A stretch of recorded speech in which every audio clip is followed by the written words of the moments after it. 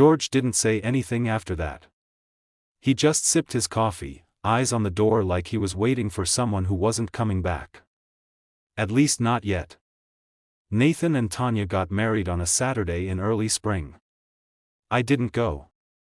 I spent the day at my cabin near Lake Monroe, chopping wood, drinking coffee, and doing my best to ignore the world. No phone, no messages, just quiet. It was supposed to be one of the proudest moments of my life, watching my only son get married.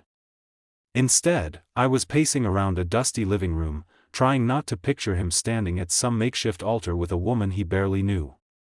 Around 2 o'clock in the afternoon, my phone buzzed. It was Liam, one of Nathan's college friends. We hadn't talked much since high school, but I guess he felt like I needed to know. "Hey, just wanted to say I'm sorry you weren't there today," he said. It was rough. I didn't ask for details, but he gave them anyway. The wedding was held in a small event space behind a strip mall on the east side of town. Cheap carpeting, dim lights, folding chairs. The venue was booked last minute after their original spot fell through because the deposit bounced. Apparently, Tanya had maxed out 2 credit cards and they'd ended up taking out a high-interest personal loan to cover the rest. Tanya's mom kept saying she had a weird feeling. Liam said her dad didn't say much, just drank a lot. I let him talk. When he hung up, I didn't feel anything right away. Just tired. Later that night, when I got home, I walked into Nathan's room. It hadn't changed much. Same posters on the walls, same dent in the carpet where his old gaming chair used to roll back and forth. I stood there for a minute, then took the note I'd written the night before and placed it on his desk. "I know you don't want to hear from me right now, and that's okay. This isn't about judgment. It's just a reminder. I love you. No matter how this turns out, that won't change, and when you're ready, I'll be here." I left the note without signing it. I figured he'd know it was for me. Back in my own room, I sat on the edge of my bed and stared at the floor. It wasn't just the fact that I missed his wedding. It was knowing I didn't belong there. That he didn't want me there. That this milestone, this huge moment in a father's life, it wasn't mine anymore. I raised him. I taught him how to ride a bike, how to shave, how to tie a tie. I stayed up with him when he had the flu, drove him to every baseball game, clapped louder than anyone at every school recital. But when it came time for the biggest day of his life, I was a ghost. It wasn't even about the wedding. Not really. It was the slow realization that I'd been replaced. Not by Tanya, not by anyone specific, but by this version of Nathan who thought being a man meant cutting off the people who cared the most. I laid down that night without turning the lights off. And for the first time in a long time, I didn't feel like a father. I just felt like a man in an empty house waiting for his son to figure it out the hard way. It was a Tuesday afternoon when Nathan showed up at my office. No call, no text, just walked through the door looking like he hadn't slept in days. His hair was a mess, eyes bloodshot, hoodie halfway zipped with a ketchup stain on the front. He didn't even say hello, just stood there in the doorway, hands shoved deep in his pockets. I stood up slowly. "Hey," he gave me a tight nod. "Got a minute?" I motioned him in.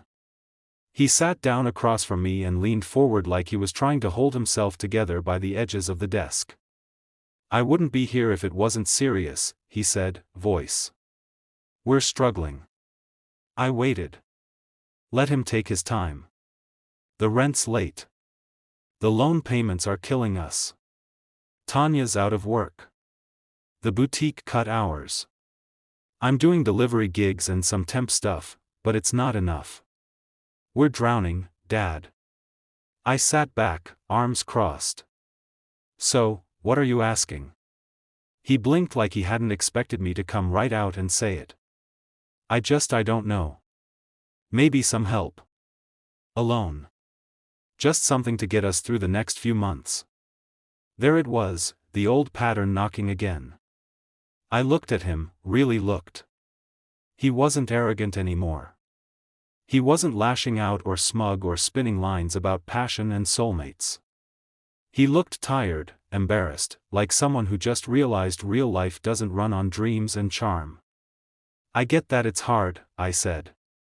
I've been there, but I told you before, Nathan. I'm not going to fund choices I warned you about. He stared at the desk, jaw tight. I know you don't approve of her. This isn't about her. I cut in. This is about accountability. You made adult decisions. That means adult consequences. His eyes welled up. Not full tears, but close. I thought you'd at least try to understand. I do, I said. That's why I'm not yelling. That's why I'm listening. But I'm not handing over a check to fix a hole you dug with your eyes wide open. He slumped back in the chair. For a long moment, he didn't say anything. Then he stood up slow and stiff. Thanks for nothing, he muttered. I didn't respond. He turned and walked out. A minute later, my phone buzzed. It was him calling again. I let it ring once, twice, then picked up. His voice was sharp. This time. Bitter. You think you're proving a point, don't you? You think this is some noble lesson, but you're just letting your son drown because it makes you feel righteous. I didn't take the bait. You made it clear, I said calmly. You didn't want my opinion. You didn't want my presence. Now you don't get my money either. So, this is payback. No, this is parenting. The real kind. The kind that hurts like hell. Silence. Then he said, I never should have come. And hung up. I sat there in my office for a long time, staring at the door he'd walked out of. My hands were shaking, but I didn't regret what I said. I couldn't keep bailing him out. I couldn't be the net for every fall. Not if it meant enabling him to keep making the same mistakes.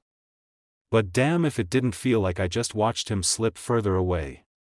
And maybe that was the price of doing the right thing, knowing that sometimes it still doesn't feel right at all. The call came at 1:12 in the morning. I remember the exact time because I'd been tossing and turning for hours, and when the phone lit up with Nathan's name, my first thought was, something's wrong. I answered quickly, Nathan. His voice was low, panicked. Tanya might be pregnant. I sat up. Wait, what? She's late. Like really late. We took a test yesterday and it was kind of a blur. It looked positive, but the line was faint. We're going to the clinic tomorrow for a real test. I didn't say anything at first, just breathed. He must have heard the silence because he added, I don't know what to do. There it was, the raw honesty, the fear, the part of him I hadn't heard in months. All right, I said. I'll help you get an appointment. Just focus on getting some rest. Okay, thanks, Dad. I made a few calls the next morning, pulled a favor from an old friend who worked at a community health center and got them squeezed in that afternoon. Nathan didn't ask how or why, just sent a text that said, appreciate it. For real, that week was strange. In a way, it reminded me of when he was a kid and got the flu so bad he couldn't get out of bed. He hated being vulnerable, but in those moments, he let me carry the weight for a little while. This felt like that, like he was handing over the panic just for a bit, just to breathe. He came by the house 2 days later. No, Tanya, just him. We sat on the back porch drinking coffee in silence. I don't think we're ready, he finally said. I mean, I know we're not. I didn't say I told you so.